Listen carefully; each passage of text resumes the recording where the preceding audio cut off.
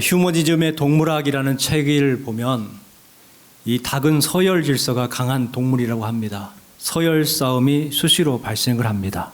이 닭들이 서열 싸움을 하는 이유가 있습니다. 그 이유가 뭐냐면 자기가 군림하려고 하는 것이 아니라 질서를 세우고 그럼을 통해서 싸움을 줄이려고 한다는 것입니다. 서열이 높은 수탉은 군림의 목적이 있는 것이 아니라 질서를 유지하기 위해서 그렇게 한다는 거예요. 수탉이요, 먹이를 찾아요.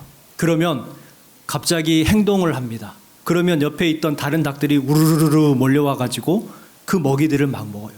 이게 뭐냐면 수탉이 먼저 먹이를 찾으면 행동으로 다른 닭들을 부르는 거예요. 자기가 먼저 먹는 것이 아니라 다른 닭들을, 서열 낮은 닭들을 불러가지고 다 먹게 합니다. 그리고 나서 옆으로 가가지고 기퉁이에서 발로 싹싹 긁으면서 먹을 거 있나 없나 찾아서 먹는다는 거예요. 진짜 먹을 것들은 다른 닭들에게 다 양보하고 자기는 변두리에서 소식을 한다는 거죠. 왜 그런가? 바로 경쟁자가 아니라 공동체, 가족이라는 생각이 있기 때문에 그렇습니다. 그런데 실험을 통해서 알게 된 것이 이 닭장에 갇혀있는 닭들은 매일 치열하게 서열 싸움을 한다는 거예요. 왜냐하면 갇혀있기 때문에 먹을 것이 늘 부족합니다. 이 닭들은 서로를 공동체로 생각하는 게 아니라 경쟁자로 생각을 합니다. 그래서 닭장 안에서는 싸움이 많죠. 무엇의 차이냐? 동료로 생각하느냐, 경쟁자로 생각하느냐의 차이라는 거예요. 여러분, 사람도 그렇죠. 자녀를 키우다 보면은 자녀들이 집안에서는 막 자기네들끼리 싸워요. 맛있는 거 더 많이 가져 먹으려고 그러고 막 이렇게 싸운단 말이에요. 그런데 학교를 가잖아요. 학교에서 동생이 딱 맞아요. 다른 친구에게 맞았어요. 그러면 형이 그 소식을 듣고 어떻게 합니까? 달려가가지고 동생을 보호하죠. 동생을 위해서 싸워줍니다. 안에 있으면 경쟁자인데 밖에 나가니까 식구인 거예요. 그래서 그렇게 한다는 거죠. 교회도 마찬가지가 아닌가 생각을 해봅니다. 교회도 종종 서열 의식 때문에 다투는 경우를 볼 수가 있습니다. 서로를 경쟁자라고 생각하기 때문에 그래요. 그런데 교회 공동체는 경쟁 대상이 아니에요. 공동체요, 한 가족입니다. 오늘 말씀의 빌립보 교회도 이 두 여성의 서열 싸움이 있었어요. 갈등이 있었습니다. 그래서 바울 사도는 유오디아와 순두계라는 두 여인의 이름을 지목하면서 주 안에서 같은 마음을 품어라 이렇게 권하고 있습니다. 그들은 교회에 헌신된 일꾼들이었습니다. 하지만 서로의 차이를 극복하지 못하고 서로 다투기 시작한 거예요. 우리 30절 말씀 같이 한번 읽어보겠습니다. 너희에게도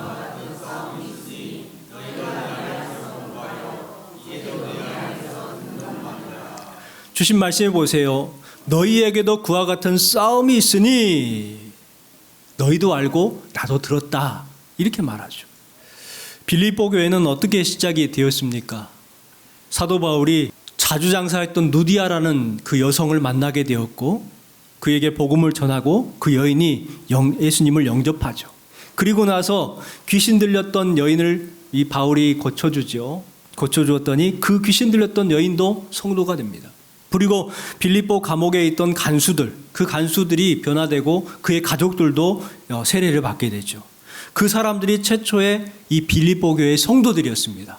여기에서 우리가 알 수 있는 게 뭐냐면 빌립보 교회는 남성 중심의 교회가 아니라 여성 중심의 교회였다는 것을 알 수가 있지요. 한국 교회도 헌신된 여성들의 힘이 있었기 때문에 지금처럼 성장하고 또 부흥했던 것을 알 수가 있습니다. 그런데 이 빌립보 교회는 하나됨이 약했습니다. 시샘이 많았고 질투가 많았고 말이 많았어요. 네가 맞다 내가 맞다 서열 싸움을 하고 있어요. 그러다 보니까 하나가 되지 못했습니다. 그래서 오늘 말씀해 보니까 마음을 같이하여 같은 사랑을 가지고 뜻을 합하여 한 마음을 품어라. 계속해서 다른 말 같지만 같은 말을 하고 있죠. 다른 말 같지만 한 가지 말하고 있는 거예요. 2절 말씀 같이 읽어보겠습니다. 마음을 같이하여 같은 사랑을 가지고 뜻을 합하며 한 마음을 품어. 5절 말씀입니다. 너희 안에 이 마음을 품으라 곧 그리스도 예수의 마음이니. 서열 싸움하지 말고 다투지 말고 하나가 되어라 라는 거예요. 나를 세우려고 하지 말고 공동체를 세워라. 이 말을 지금 하고 있는 거예요. 예수님께서 십자가에 달리시기 전에 기도하셨던 내용이 있습니다. 우리 말씀 같이 읽어볼게요. 요한복음 17장 21절 말씀입니다. 아버지여, 아버지께서 내 안에 내가 아버지 안에 있는 것 같이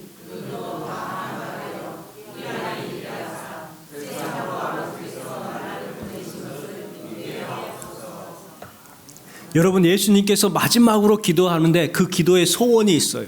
그 소원이 뭐예요? 아버지께서 내 안에, 내가 아버지 안에 있는 것 같이 그들도 다 하나가 되게. 그들도 다 하나가 되는 게 예수님의 바람이었고 소망이었고 기도 제목이었다니까요. 교회와 성도들이 하나 되는 것, 지금도 예수님께서 바라는 것 아닐까요? 이 마음을 품으라. 예수의 마음이니. 예수님의 마음을 품으면 서열이 사라지고 사랑이 시작이 됩니다. 예수님의 마음을 품을 때에 이기심이 사라지고 협력 공동체가 될 수가 있습니다. 여러분이도 예수님의 마음을 품고 예수님의 마음으로 행함을 통해서 행복한 성도요, 행복한 교회요, 사랑이 넘치는 공동체가 되기를 소망합니다. 여러분, 교회가 성장하지 못하는 이유가 뭘까요? 교회가 작으니까 전도가 안 된다. 삼각 건물에 있으니까 교회가 안 된다. 건물이 없으니까 교회가 안 된다. 성도 숫자가 없으니까, 어떤 분들이 그래요. 노인들이 많으니까. 여러분, 그런 이유 때문에 전도가 안 될까요? 진짜 이유는 뭘까요? 본질이 아닌 것 가지고 닭싸움을 하기 때문에 그래요. 본질이 아닌 것 가지고 닭싸움을 하니까 거기에 부흥이 없는 거예요. 그 싸울 힘을 가지고 가서 전도를 하면 전도가 안 될까요? 그런데 본질적인 전도는 하려고 하지 아니하고 공동체 안에서 닭싸움을 하고 있어요. 여러분, 하나가 되는 것은 이 땅에서 교회와 성도들의 존재 양식이요 목적이에요. 빌립보 교회가 열심히 선교하고 열심히 전도해야 되는데 서열 싸움을 하고 있다는 소식을 들었을 때 이 바울 사도의 마음이 어땠을까요? 자식들이 재산을 놓고 싸우면 부모의 마음이 어떨까요? 교회 교인들이 복음에 부끄럽게 서열 싸움하고 있으면 그 이야기를 듣고 그 사실을 알고 하나님의 마음이 어떨까요? 좋으실까요? 얼마나 마음이 아프시겠어요? 여러분, 그렇다면 우리가 한 마음을 품기 위해서는 무엇이 필요할까요? 오늘 주신 말씀을 통해서 한번 생각해 보겠습니다. 먼저는 마음으로 하나 되는 연합이 필요합니다. 2절 말씀 같이 읽어볼게요. 마음을 같이하여 같은 사랑을 가지고 뜻을 합하며 한 마음을 품어. 마음이 하나 되어야 된다는 거예요. 마음이 하나 되는 연합이 있어야 교회가 행복한 교회가 될 수가 있다는 것입니다. 어떤 교회에 찬양대에 갈등이 있었습니다. 찬양대가 상당히 큰 찬양대인데 소프라노와 알토 사이에 약간의 의견 차이가 있었어요. 누가 음이 틀렸다, 누가 소리가 너무 크다, 목소리가 좀 이상하다, 뭐 그런 이야기로 감정 싸움이 됐어요. 그래서 소프라노 파와 알토 파가 나눠져 가지고 막 싸웁니다. 막 싸우다 보니까 이 제대로 이게 찬양대가 유지가 안 되는 거예요. 그러던 어느 날 찬양대에 모여서 연습을 하는데 어떤 분이 흐느껴 웁니다. 왜 그러냐고 물으니까 권사님이 이게 맞아요? 하나님께 찬양 드린다고 모였는데 이렇게 싸우는 게 맞아요? 하면서 흐느껴 울더래요. 그 모습을 보고 다른 사람들도 마음에 가책이 있었어요. 그래서 서로 울면서 손을 잡고 기도했습니다. 그리고 찬양을 하나님 앞에 올려드렸어요. 찬양은 완벽하지 않았지만 그곳에 성령의 임재가 있었다고 합니다. 여러분, 한 마음이 되면 실력보다 큰 은혜가 임하게 되는 거예요. 감정이 아니라 믿음으로 마음을 먹을 때에 그곳에 성령의 역사가 임하게 될 줄 믿습니다. 복음서에 보면은 예수님과 바리새인들이 대립하는 모습들이 자주 발견됩니다. 어느 날 예수님께서 길을 가다가요, 귀신 들려서 말을 못하고 볼 수 없는 사람이 있었어요. 그 사람을 데리고 와요. 그래서 그 사람을 고쳐줍니다. 그때 주변에 있었던 사람들이 깜짝 놀라죠. 그 모습을 보고 바리새인들이 주변 사람들한테 했던 이야기가 있습니다. 뭐라고 하냐면 마태복음 12장 24절 말씀에 보니까 이르되 이가 귀신의 왕 바알세불을 힘입지 않고는 귀신을 쫓아내지 못하느니라. 이 말은 무슨 말이냐면 귀신의 왕 바알세불의 힘을 얻어가지고 귀신을 내어 쫓았다는 거예요. 그러니까 이것은 하나님께서 주신 능력이 아니라 귀신의 능력이다. 그 말을 합니다. 얼마나 황당한 말입니까? 예수님을 귀신의 힘을 부리는 그런 분으로 매도하고 있는 거예요. 모함합니다. 예수님께서는 그들의 마음과 생각을 아시고 이렇게 대답을 하시죠. 같이 한번 읽어볼게요. 예수께서 이르시되 스스로 분쟁하는 나라마다 황폐하여질 것이요 스스로 분쟁하는 동네나 집마다 서지 못하리라. 여러분, 여기에서 예수님은 매우 중요한 말씀을 하고 있습니다. 스스로 분쟁하는 나라마다 어떻게 된다고요? 황폐하여질 것이요 스스로 분쟁하는 동네나 집마다 어떻게 된다고요? 서지 못하리라. 이것은 영적인 것뿐만 아니라 우리 삶에서도 적용이 되는 거예요. 스스로 분쟁하는 나라보다 황폐해질 것이요 스스로 분쟁하는 동네나 집마다 서지 못하리라. 저는 이 말씀을 생각하면서 매우 중요한 영적 원리를 발견합니다. 분쟁하면 설 수 없지만 하나 되면 어떻게 된다고요? 설 수 있다라는 거예요. 예수님의 마음을 우리는 여기에서 읽어야 돼요. 우크라이나와 러시아의 전쟁이 2022년도 2월 달에 시작되어서 무려 3년 반 동안 계속되고 있습니다. 많은 군사 전문가들이 금방 전쟁이 끝날 거라고 여겼습니다. 러시아는 군사 강국이었어요. 세계 2위. 그런데 우크라이나는 군사력이 세계 22위입니다. 우리나라보다 떨어지는 군사력. 그러니까 러시아와 우크라이나가 싸우면 당연히 러시아가 이긴다고 생각을 한 거예요. 어른과 아이의 싸움이었다는 거예요. 그런데 우크라이나가 무려 3년 반 동안 지금도 버텨내고 있습니다. 확연한 힘의 차이를 어떻게 그렇게 버틸 수가 있었을까? 전쟁이 시작이 되고 이런 소문이 있었습니다. 우크라이나의 대통령인 젤렌스키가 해외로 도망갔을 것이다. 이와 같은 이야기가 퍼졌습니다. 그러니까 우크라이나 사람들이 힘을 잃어버렸어요. 그런데 갑자기 이 젤렌스키가 실시간으로 자기가 어디에 있는지를 알려주는 거예요. 그리고 건재하고 지금 현재 맞서서 투쟁하고 있다. 싸우고 있다는 것을 우크라이나 온 국민들에게, 전 세계 사람들에게 전했습니다. 그러니까 그 소식을 듣고 나서 사람들이 마음이 하나가 됐어요. 자국민들이 감동을 받았어요. 다른 나라 대통령 같으면 벌써 해외로 도망갔을 놈들인데 우리 대통령은 안 그런다는 거예요. 그래서 우리도 함께 하나 되어 싸우자 시작이 되었습니다. 물론 해외에 여러 나라의 군사 도움이 있었긴 했겠지만 하나가 되니까 힘의 차이를 극복하고 있는 거예요. 우리는 여기에서 예수님의 말씀을 기억해야 합니다. 분쟁하는 나라마다 어떻게 된다고요? 황폐한다. 그렇다면 연합하는 나라는 어떻게 될까요? 승리한다는 거예요. 여러분, 우리도 그렇습니다. 하나 될 때에 믿음의 힘을 발휘하고 하나가 될 때에 비로소 승리하게 될 줄 믿습니다. 빌립보 교회는 훌륭한 교회였습니다. 이방 최초의 교회잖아요. 그런데 갈등이 있었습니다. 여성 지도자였던 유오디아파 그리고 순두개파가 나눠져 가지고 분쟁을 합니다. 그들이 갈등한 이유가 뭘까요? 도대체 왜 싸운 걸까요? 진리의 싸움이었을까요? 아니면 교회 확장과 성장 부흥을 위한 정책 싸움이었을까요? 그런 것 가지고는 싸우지 않더라고요. 그들의 싸움은 감정 싸움이었습니다. 유오디아가 좋다고 하면은 이상하게 순두개가 싫다고 합니다. 순두개가 좋다고 하면은 이상하게 유오디아가 싫다고 합니다. 이런 문제는 우리 주변에서도 자주 일어나죠. 그의 말투가 조금 명령투야. 그래서 싫다는 거예요. 그의 행동과 언행이 조금 나에게 맞지 않아. 그래서 싫다는 거예요. 여러분, 이게 이유가 돼요, 안 돼요? 이유가 안 되죠. 가장 해결하기 어려운 것이 그냥 싫은 마음이에요. 해결이 안 돼요. 그 사람이 나에게 어떤 말을 했는데 그것이 감정이 상해서 싫어하게 되는 거예요. 어떤 교회에서 싸우는데 싸움의 이유가 웃겼어요. 밥에 물이 많다, 적다, 이거 갖고 싸우기 시작했어요. 주방에서. 거기는 이렇게 밥통으로 하는 게 아니라 찜기로 하거든요. 큰 교회라 보니까. 그게는 밥통처럼 안 생겼고 이렇게 긴 쟁반처럼 생긴 것에다가 이제 밥을 이렇게 쌀을 올리고 물을 넣어요. 그러면 이제 층층층 이렇게 쌓고 문을 닫고 이제 찜으로 해가지고 이 밥이 되는 거거든요. 좀 맛이 없어. 그러니까 밥이 맛이 없다고 물이 너무 적어서 그런다. 이제 주방에서는 아니다. 물을 맞게 했다. 그러다 보니까 이제 소리가 커지고 결국은 감정 싸움이 됐는데, 여러분, 찜기에다가 찌잖아요. 그러면 어떻게 하든지 맛이 없어요. 그걸 이해를 해야 되는데 그걸 이해하지 않고 싸우다가 도끼 눈을 뜹니다. 도끼 눈으로 사람을 보니까 좋게 보이겠어요? 기분 나쁘게 보이지. 여러분, 그런 마음에는 성령님이 함께하지 않으세요. 복을 받지 못합니다. 그러므로 복을 받으려면은 여러분 감정에 휘둘리지 말고 예수님의 마음을 품으시기 바랍니다. 교회 안에 구성원들은 다 달라요. 여러분 마음에 들 수도 있고 안 들 수도 있어요. 여러분 마음이 잘못될 수도 있어요. 여러분의 눈이 잘못될 수도 있어요. 생긴 것 가지고 성격도 다르고 배경도 다르고 삶이 다르고 생각이 달라요. 그런데 나에게 그걸 맞추려고 하니 마음에 들 수가 없지요.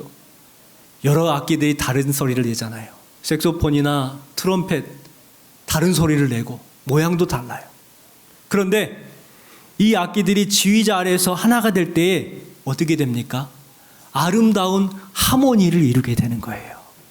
그런 것처럼 교회 공동체도 예수님의 마음을 품고 하나가 되면 놀라운 효과가 나타나게 될 줄 믿습니다. 하나님의 일하게 하시는 겸손이 필요합니다.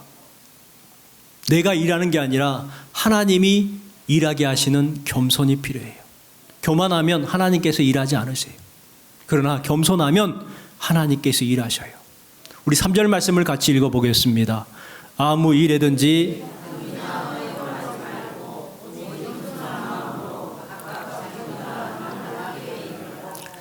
주신 말씀에 보니까 아무 일, 그러니까 모든 일을 말하죠. 모든 일에는 다툼이나 허영으로 하지 마라.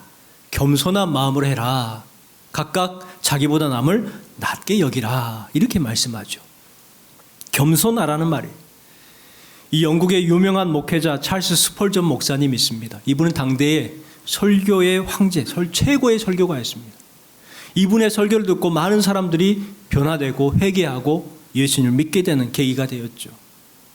그래서 많은 사람들이 이 스펄전 목사님의 설교를 듣고 또 말씀을, 이 책을 낸 걸 읽고 또 따라하기도 했습니다. 그런데 안 되는 거예요. 똑같은 말씀 본문을 가지고 똑같이 설교를 하는데 스펄전 목사님이 하면은 변화의 역사가 나타나는데 똑같은 설교를 가지고 똑같이 하는데 별로 능력이 나타나지 않는 거예요. 뭐의 차이일까? 사람들이 스펄전 목사님한테 물어봅니다. 당신에게 특별한 카리스마, 은사가 있습니까? 무엇이 당신의 설교의 힘입니까? 라고 물어보니까요. 이렇게 대답을 했다고 그래요.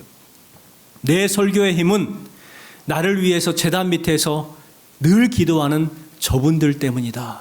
저분들이 나의 힘이다. 설교를 하기 전에 성도들이 앞에 모여가지고 목사님을 위해서 기도하는 그 기도가 자기의 힘이라는 거예요. 제가 설교할 때 단 한 사람이라도 제가 아니라 예수님을 높이게 된다면 그것만으로 충분합니다. 이렇게 고백을 했대요.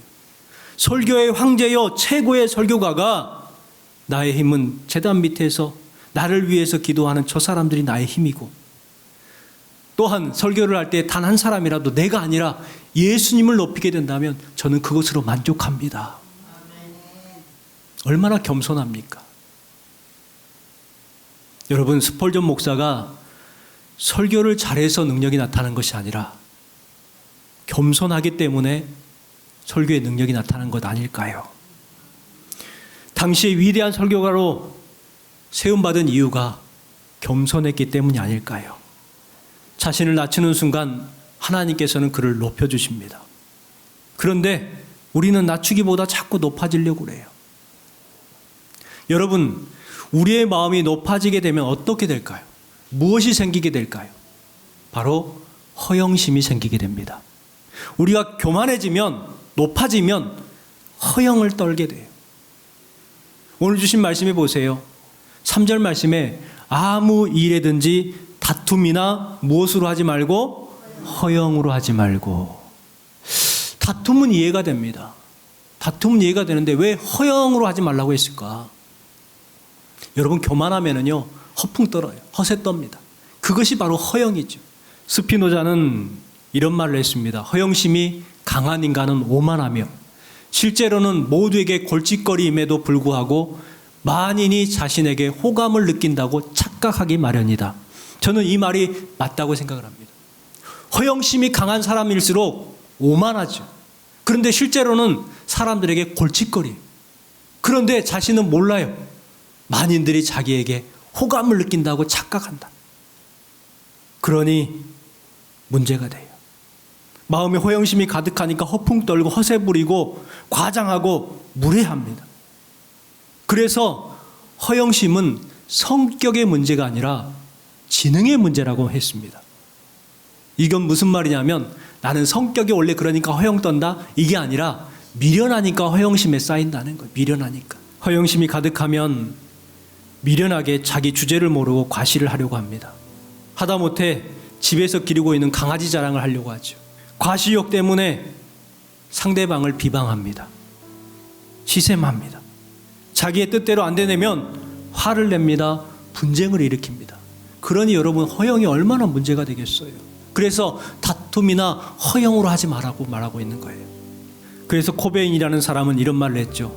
가장 큰 죄악은 허세 부리는 것이다. 사도 바울은 다툼이나 허영으로 하지 말고 겸손한 마음으로 각각 자기보다 남을 낮게 여기라 이렇게 말씀하고 있습니다. 그러면 하나님께서 높여주셔요. 베드로전서 5장 6절 말씀 같이 읽어보겠습니다. 그러므로 하나님의 능하신 손 안에서 겸손하라. 때가 되면 너희를 높이시리라. 여러분 이 말씀을 기억하시고 겸손한 마음으로 하나님이 높여주시는 저와 여러분 되시기를 주님의 이름으로 축원합니다. 마지막 세 번째는 나만 아니라 우리를 위하는 사랑이 필요합니다. 4절 말씀 같이 읽어볼게요. 각각 자기 일을 돌보분더러 또한 각각 사람들의 일을 돌보아 나의 기쁨을 충만하게 하라. 예수님의 십자가를 묵상해 보면 이 십자가의 죽으심을 통해서 우리를 구원하셨다.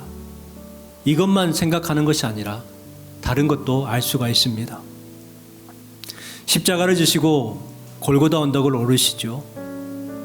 그 길의 과정들, 또 빌라도와 군병들에게 조롱받고 침뱉음 당하고 모욕당하는 그러한 모든 과정들, 여러분 한번 그 장면들을 마음에 그려보십시오.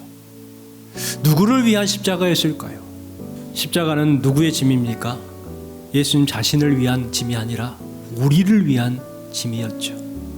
그래서 사도 바울은 그 예수님의 마음으로 너희들도 그렇게 살아가야 된다라고 말씀하고 있는 거예요. 마라톤 경기에서 한 선수가 결승선 앞에서 쓰러집니다. 지쳐서 더 이상 달릴 수가 없게 된 거예요. 일어나지 못합니다. 그 뒤를 따르고 있던 2등 선수가 달려가면서 그 모습을 봅니다. 자기가 그냥 달려가면 1등을 할 수가 있습니다. 그런데 멈춰서서 넘어진 선수를 부추기고 결승선까지 같이 달려갑니다. 그러더니 넘어졌던 선수를 먼저 결승선에 들어가게 합니다. 사람들은 1등한 선수를 기억할까요? 2등한 선수를 기억할까요? 2등한 선수를 기억하죠. 이것이 바로 믿음의 경주입니다. 이것이 바로 선한 싸움입니다.